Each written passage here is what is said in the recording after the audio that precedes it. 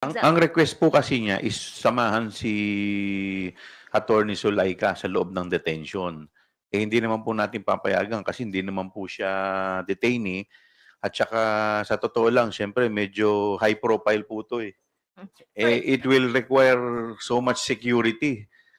Security risk po 'to dahil pangalawang pangulo po 'to, eh, I do not know if we have enough security dito para mabantayan ang pangalawang pangulo. Kasi I understand last night dun siya nagstay sa office ni Representative Duterte. So, pwede po ba siya dun magstay for the night? Oo.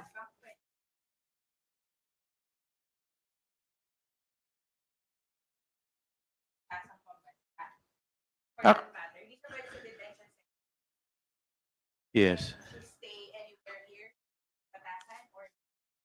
Hindi ko po alam kasi sa guidelines, pero kasi po kung pinakikinggan ko po kanina yung sinasabi ni Sergeant at Arms, eh medyo risky rin po dahil may mga protocol po tayong sinusunod dito. So could you imagine kung magi-stay ka po doon, ikaw lang, yung isang opisina lang ang bubuksan natin. Pero yung buong, kagaya po na sinasabi ni Sergeant at Arms, centralized, eh parang medyo hindi naman po yata maganda yun.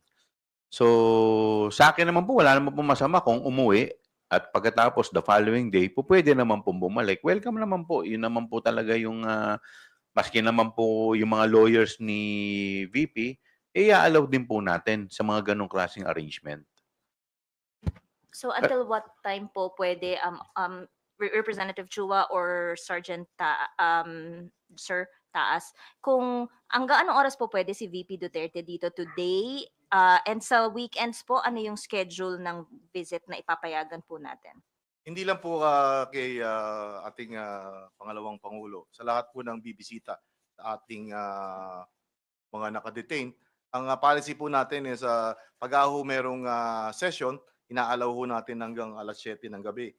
Dahil obviously marami hong tao from Monday to Wednesday.